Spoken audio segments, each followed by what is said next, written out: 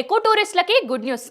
ఎప్పుడెప్పుడా పాపికొండలు చుట్టేద్దాం అని ఎదురు చూసిన వాళ్ళందరికీ కూడా ఏపీ టూరిజం శుభవార్త చెప్పేసింది. అవును, వస్తున్న హాలిడేస్లో ఏదైనా ట్రిప్ ఎంజాయ్ చేయాలి, ప్రకృతికి చాలా దగ్గరగా ఉండాలి అని అనుకుంటున్నారు కదా.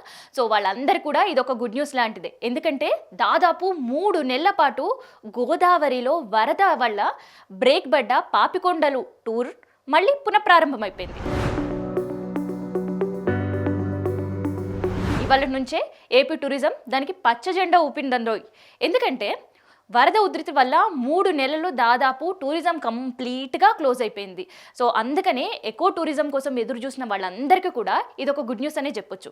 మళ్ళీ పునఃప్రారంభం కావడం పాపికొండలు టూర్ అనేది ఒక ఆశ్చర్యంగానే ఇంకా ఎకో టూరిస్టులు చూస్తున్నారు.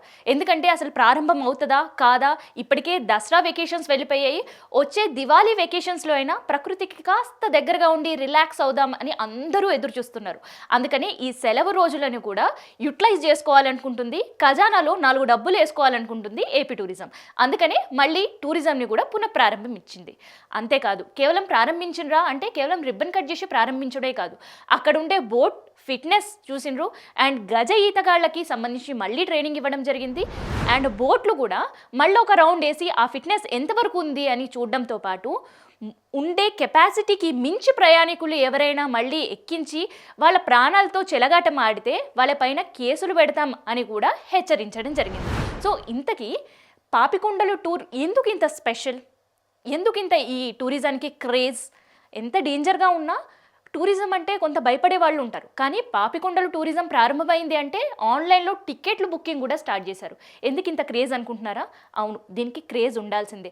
ప్రతి ఏడాది కూడా కార్తీక మాసం అంటే దివాళీ నుంచి స్టార్ట్ అయితే ఈ టూరిజం కార్తీక మాసం మొత్తం కూడా హై డిమాండే ఉంటుంది. కొన్ని సందర్భంలో ఆన్లైన్లో టికెట్లు కూడా దొరకని పరిస్థితి. అవును, ఎందుకంటే అటు ఇటు దట్టమైన అడవి, ఎత్తైన పాపికొండలు, మధ్యలో గోదావరి నది. ఆ నది పైన ప్రయాణం అంటే అందరి ఇమాజినేషన్స్ గోదావరి మూవీపైకి వెళ్ళాల్సిందే. అవును, పచ్చని అడవులు, కనుచూపు మేర ఎక్కడ కూడా ఒక పొల్యూషన్ కనిపించని పరిస్థితులు. సో ఇంత అందంగా ఉంటుంది కాబట్టి ఈ ఎకో టూరిజంని ఎంజాయ్ చేయని వాళ్ళు ఎవరు ఉండరు. ఇంకొక స్పెషాలిటీ ఏంటంటే ఇలా పడవ ప్రయాణం చేస్తూ భద్రాద్రి రామయ్య దర్శనం చేసుకునే వాళ్ళు ఇంకొంతమంది అయితే, శివయ్య దర్శనం చేసుకున్న వాళ్ళు ఇంకొంతమంది. అవును, భద్రాచలంలో రామయ్య ఉంటాడు కానీ శివయ్య దర్శనం ఎక్కడ ఎందుకు ఉంటుంది అనుకుంటున్నారా? అవును, ఈ బోట్ ట్రిప్లో భాగంగా శివయ్య దర్శనం కూడా ఉంటుంది. అంటే కేవలం ఇది ఒక టెంపుల్ టూరిజం మాత్రమేనా?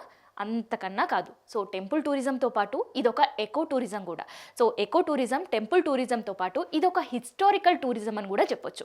అందుకని దీనికి ఇంత క్రేజ్ ఉంటుంది. సో పెద్ద చిన్న అందరూ కూడా బోట్ ప్రయాణం ఎన్ని గంటలు సాగుతుందో తెలియకుండా ఎంజాయ్ చేసే పరిస్థితి పాపికొండలు బోట్లో ఉంటుందన్నమాట.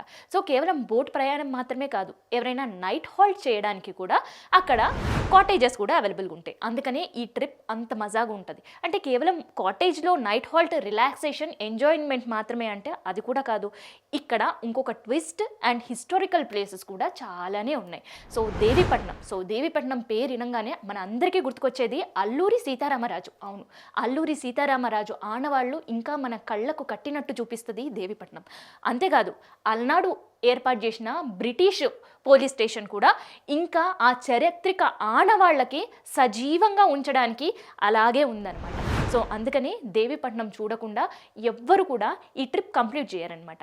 సో కేవలం దేవీపట్నం మాత్రమే కాదు, పేరంటాలపల్లి. సో పేరంటాలపల్లి అనగానే అందరికీ గోదావరి ఫిలిం గుర్తుకొచ్చి ఉంటుంది. అవును, గోదావరి ఫిలింలో చూపించినట్టే హ్యాజ్ ఇట్ ఈస్ అక్కడ పేరంటాలపల్లి ఉంటుంది. పేరంటాలపల్లి మనం చూస్తే ఇంత బిజీ లైఫ్లో ఇంకా కరెంటు లేకుండా బ్రతుకుతున్నారా అంటే అక్కడుండే ట్రైబల్ విలేజ్ నిలువెత్తు నిదర్శనంగా ఉంటుంది. అక్కడ వాళ్ళకి ఇప్పటికీ కరెంట్ కనెక్టివిటీ ఎక్కడ కూడా ఉండదు, కేవలం సోలార్ పవర్తో మాత్రమే నడుస్తుంటుంది. అక్కడ విజిట్ చేసినప్పుడు ఒక సన్న సెలయేరు 365 రోజులు నిత్యం ఎప్పుడూ చల్ల నీళ్లను ఉండే ఆ సెలయేరు అక్కడ శివయ్య దర్శనం.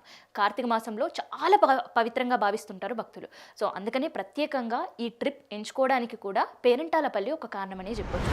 ఆ సెలయేరును దర్శనం చేసుకొని శివయ్య దర్శనం చేసుకొని వస్తూ ఉంటే అక్కడ ఉండే ట్రైబల్ విలేజ్లో ఎన్నో ట్రైబల్ జ్యువెలరీస్ కావచ్చు, తేనె కావచ్చు, ఇట్లా స్వచ్ఛమైన ఎన్నో పదార్థాలు అక్కడ ఉంటాయి అనమాట.